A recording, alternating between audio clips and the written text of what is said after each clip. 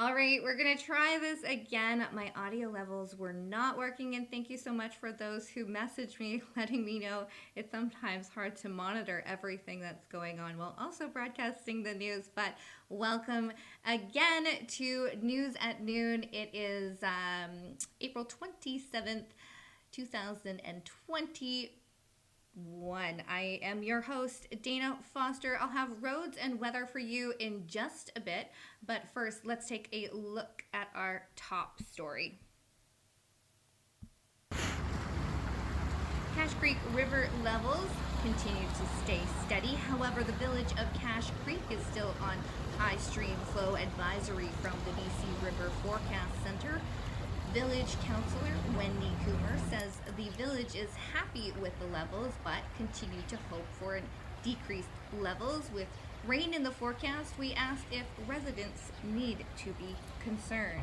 Well, I think they should be concerned regardless, because rain or warm weather will cause more moisture in the river and in the creek. We're not finished with the creek yet. The barricades are still in place until at least Wednesday on Quartz Road, just in case. We want to be cautious. Regarding the rain that's forecast for the middle of the week, it's only a 40% chance according to Environment Canada, which they classify as low to medium, which means we may or may not miss it. However, there's roughly 130 kilometers of river between here and the headwaters at Bonaparte Lake, where it may well be raining and collecting moisture in the river, and we're downstream of that, so we will see it sooner than later. But the less it rains, the better at this point, not for the gardeners in town, but definitely for the people who live along the river and the creek.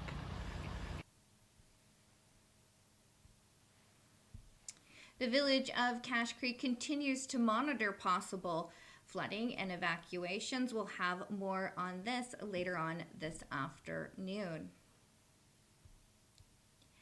The village of Ashcroft held their community forum last night. We spoke with the Ashcroft mayor earlier this morning. Let's take a look. We now are speaking with the Ashcroft Village Mayor, Barbara Roden. Thank you so much for joining us today. How are you doing? I'm good. Thank you very much for having me on the show, Dana. Okay, so can you tell me about last night's community forum? We had the first of two meetings last night about the budget for 2021. Statutorily, municipalities have to have one budget meeting, and that's to present the final budget for the year and the 5-year financial plan. We choose to do an additional meeting before that one, which gives people a chance to see the projects that we're working on and get a little bit of an overview of how the village is doing and ask questions about the different projects. Why those projects, where are they at? And also have input about projects they might like to see, so that then we can take that under advisement in our budget discussions. Okay, so what were some of the questions that were asked last night? People wanted to know about our working groups. Working groups are kind of a new departure for councils. Committees have been the traditional format when you're looking at something that's outside the normal scope. And working groups are more for operational matters, and that's something that council often doesn't get terribly involved in, because operations are not really council's field. And so it's really giving the council members a chance to take a more hands-on approach to what not only the projects that we're engaged in, but the operational side of it too, because that's where all the work happens. Once council decides to go ahead with a project, we effectively hand it over to staff and to public works, and they're the ones who do all the behind the scenes work about the contractors and the engineering and the studies and the reports and the liaison and the coordination. So it's quite interesting to a lot of us to get a deeper look at that process and see what exactly it is that staff does when we very sort of innocently say, hey, we think this would be a great project. Now, moving forward, what do you feel the key projects will be the village will be focusing on? A big one is going to involve the Heritage Park. It's 20 years old now. It is, I mean, I've heard it described by many, many people, a lot of them visitors to Ashcroft, as just a gem or a jewel. They call it an oasis in the desert. And it really is the pride of a lot of Ashcroftonians. We want to ensure that the park not only stays that gem or jewel, but we want to see, okay, what can we do to make it even better? We did have an incident where a structure that had been built 20 years ago fell over in October last year because of the high winds. So safety is a huge concern. We want to make sure that everything in the Heritage Park is safe, and we want to look at what we can do to improve the Heritage Park, what projects can we undertake. Communities in Bloom, the Ashcroft Communities in Bloom group has been a fantastic partner with us on that. They've got lots of ideas and plans. They do a lot of work in the Heritage Park. So we're really looking forward to that aspect, and the community garden that is going to be a little bit of an extension of the Heritage Park. Now, what are some of the concerns and challenges that the village are currently facing, and what is the plan to overcome some of those hurdles? One of the biggest challenges is staffing. We do run with a very lean staff here. Now we're a small village, so obviously we don't have the several hundred employees the city of Kamloops has, for example. But having said that, for a small village, we have a lot of projects on the go, some really big ones. We got $1.4 million to replace one of our lift stations. That is a major project. So we have it a lot on the go. We have a small staff, so that's a challenge, is to manage everything, not only all the day-to-day things and the major projects that are going ahead, but all the extra things we decide would be great to have. So making sure that we don't burn out our staff is a huge one. And then funding is the other big one. These projects, you know, I mean, there are dozens and dozens of projects we would love to do. And funding is always a hurdle for a very small municipality. We have limited revenue sources. There's only so much that we can raise taxes. And so we're always looking for creative ways to fund these projects. Grants are the huge one, and our staff do a fantastic job of identifying grant opportunities, making sure that we have projects that fit those grant opportunities, applying for the grants and getting them. I think of the 18 or so projects that we're currently working on, we got $2.6 million in grant funding. So it really is not an understatement to say that if we did not, or it's not an overstatement to say, if we did not get grant funding, a lot of these things wouldn't happen. Now, what was the overall consensus between village and village council, as well as the staff members, over the questions, over the community forum? What was the overall consensus? The consensus about the forum, or? Yeah.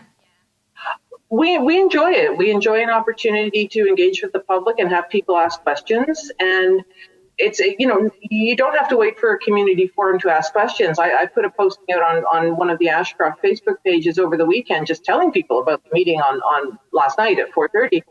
And several people took the opportunity to ask me questions about the village. So I put them all on a list, sent them to staff yesterday morning. They got back to me by early afternoon with answers. So last night, after I got home from the meetings and had a chance to have some dinner, I sat down and replied to them all. So, okay, you asked about X, so here's what I've learned about it. So, you know, to me, I don't mind how people ask me questions, whether it's email, whether it's Facebook, whether it's at a meeting, whether it's stopping me in the soup aisle at Safety Mart. We're always open to answer questions, and I really welcome these opportunities to not just to get questions from people, but to show people what we're doing. Because, as I said at the beginning, we've decided on these projects with input from staff, from council members, from public works, from the public, and we want to let people know what it is that we're doing, so they can see where we're spending their money.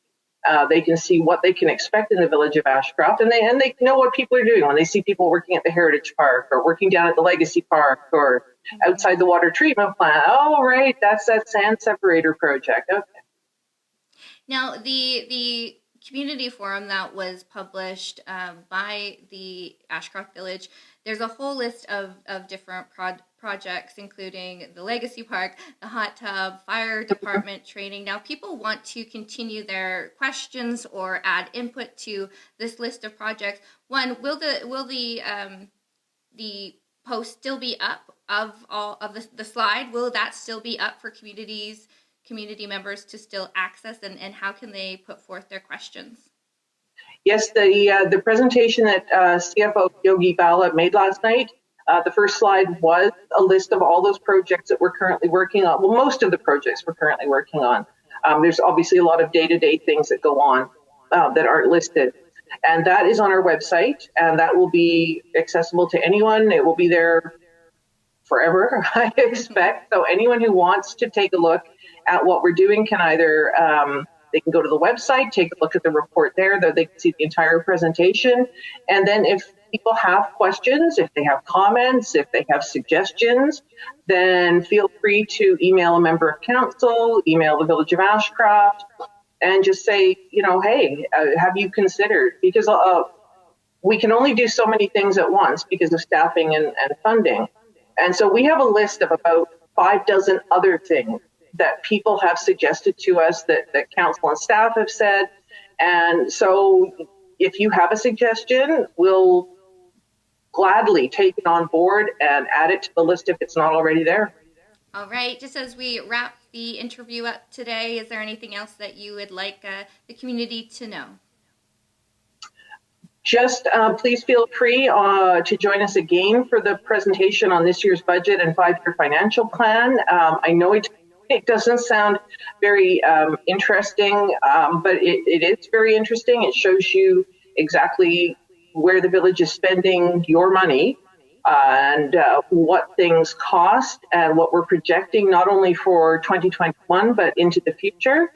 So that's at 4:30 on Monday the 10th of May before the regular council meeting. And if you have questions, the budget and 5-year financial plan will be on the website prior to that meeting. So again, by all means, go and take a look, get your questions ready. And again, please don't think that you have to wait till a community meeting.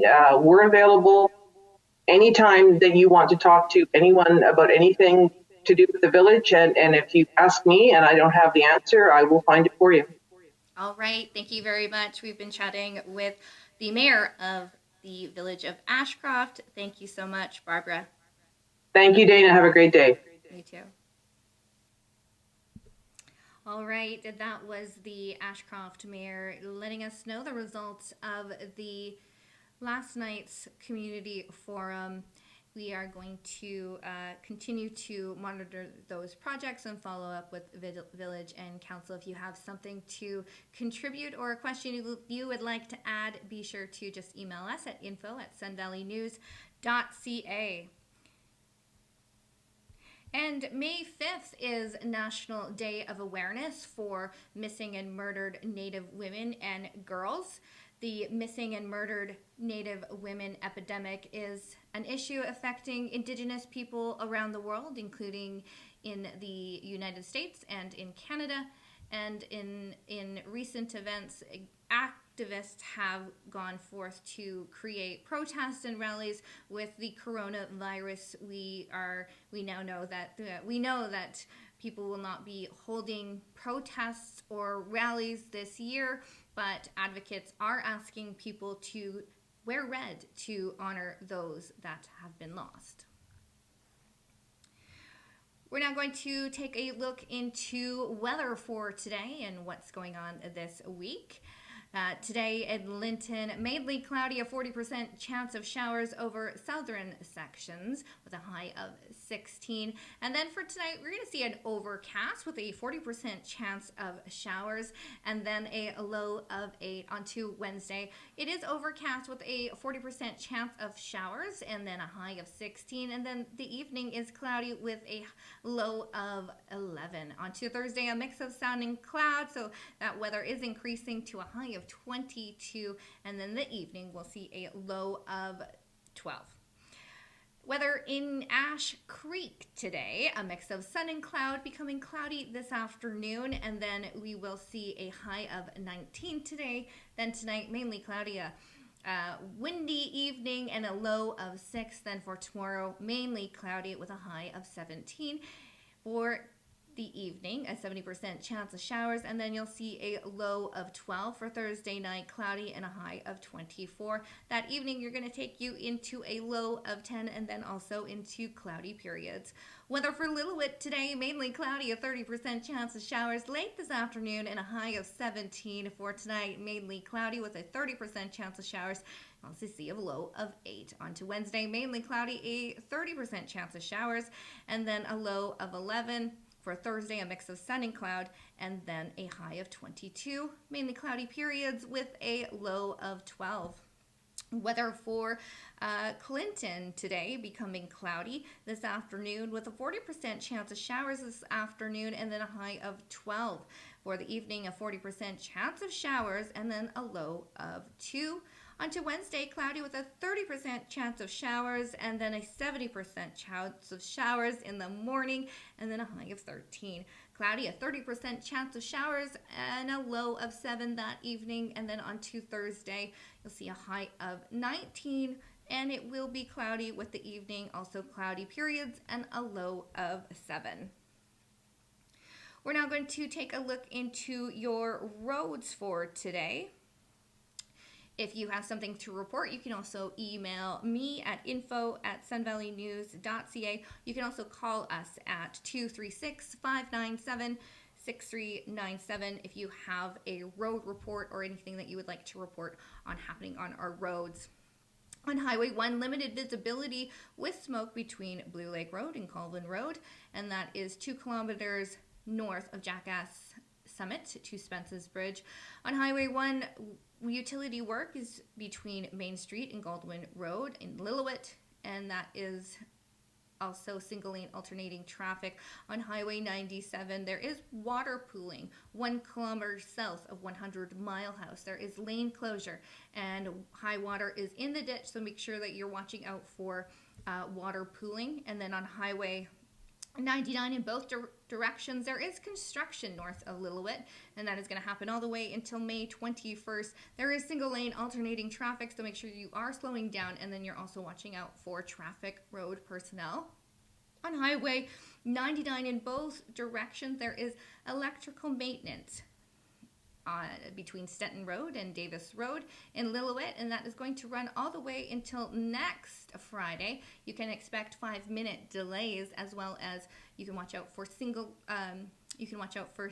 and road personnel. And on Highway 99, northbound electrical maintenance between Hat Creek Road and the end of Highway 99. That is up to 20 kilometers. You will see that happening until the end of next week. On Friday at 6 p.m. there is single lane alternating traffic, so make sure that you are watching out for road personnel and signage. And there you go, that is your road report. If you want up-to-date road conditions, you can go to www.drivebc.ca and also make sure that you're giving us a call.